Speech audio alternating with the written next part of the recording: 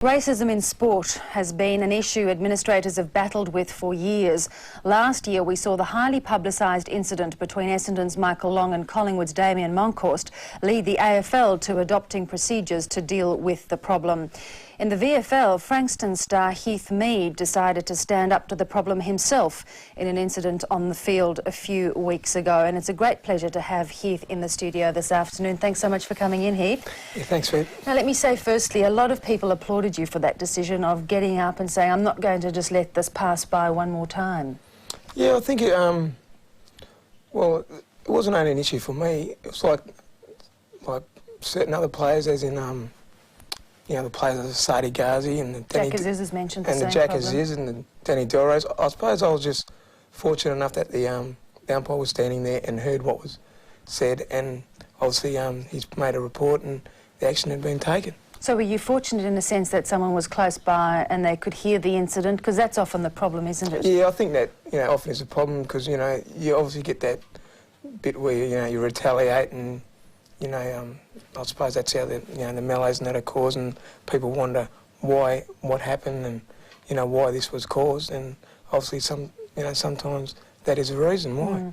Well, tempers often run hot on the field, and you've been a party to it as much as a victim of it, but how do you overcome a problem like this where you're having taunts on the basis of your race, whatever that is?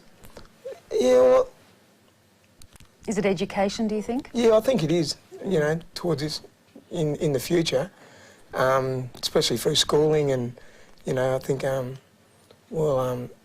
Simon, I think the Springvale players is going to be a cultural course, and I think which is a very good step.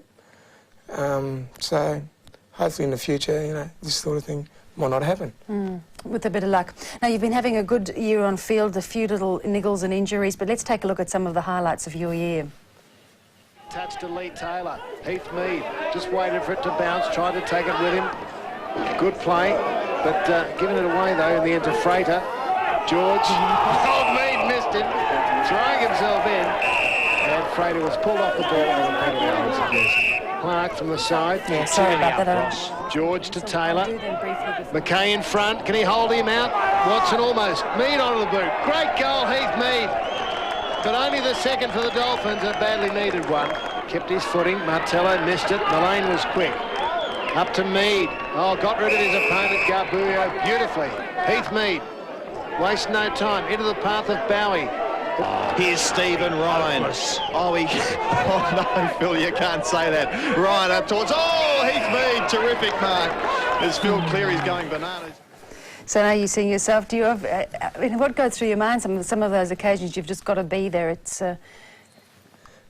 it's pretty amazing, some of those things you were doing. Oh, no, it's just, you know, it's just, I don't know, I think the main thing is that I really enjoy playing footy, and I just, you know, get a buzz out of it. I think it's, you know, before the game, it's just like an adrenaline rush. But some of those physical things you achieve are quite amazing. Kicking while you're still running backwards. I suppose that's a part of the game, you know. Yeah. I mean, if it brings people through the gates, I think, you know, that's the best thing for the VFL, and, you know, I think people want to walk away from the gates thinking, oh, didn't, you know, some certain player have a real, you know, Didn't have a real go. Yeah, I mean, had a real good go, and makes them want to come back to the footy and watch good teams play, and you know, watch the individuals play footy.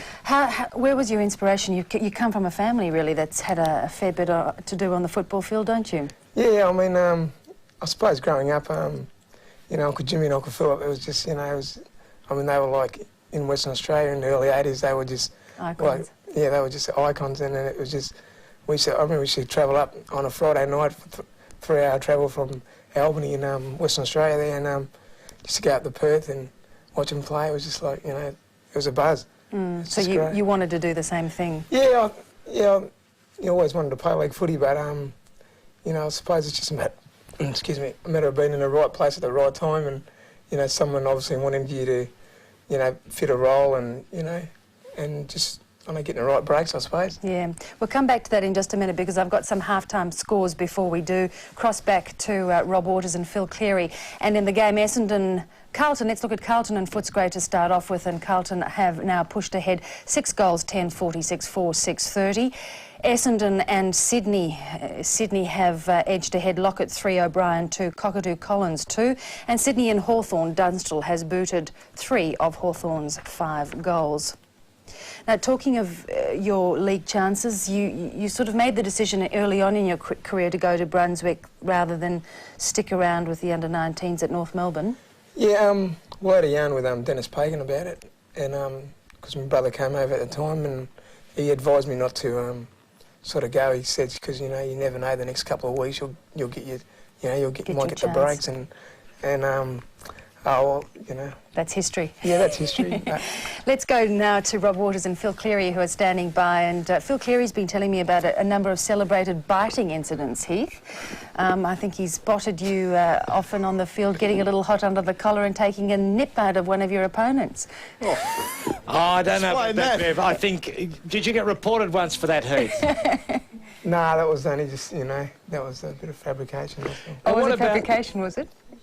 What about the reason? Why is Rhys Jones not being a naughty boy this year, Heath? What's he up to? He just only got reported last week, and was he guilty? And what's wrong with him? I think Rhys shouldn't really have to throw his weight around. If the boys are doing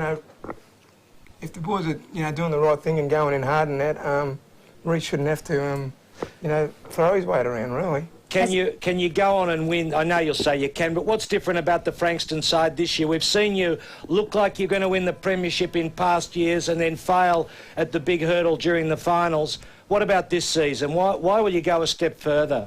Oh, no, I think it's, there's not many, there's only a couple of, blokes that have, come from the AFL. I mean, the most important thing is I think the blokes that have come down, the Brett Bowies and the Andrew Pickering, who's been over in Tasmania and had a bit of success in that, and Daniel Clark and that. I think these blokes have stayed around, from as in Bowes and that. He stayed around like last year instead of just come for the money and then just, shot through and that. So I can put the money on you, can I? Sorry? Can I put the money on you? Is that what you're telling me? 50 to 1, Phil. Okay. No, we're just, at this stage in time, the losses we've had, we haven't played well, because I think the Werribee loss was we were a bit blasé, thought we were better than what we were. And we'll have to go, Heath. I'm sorry, we've got the game about to start. Thanks, guys. You have a good call. Thanks, Bev. Thanks very much, Heath.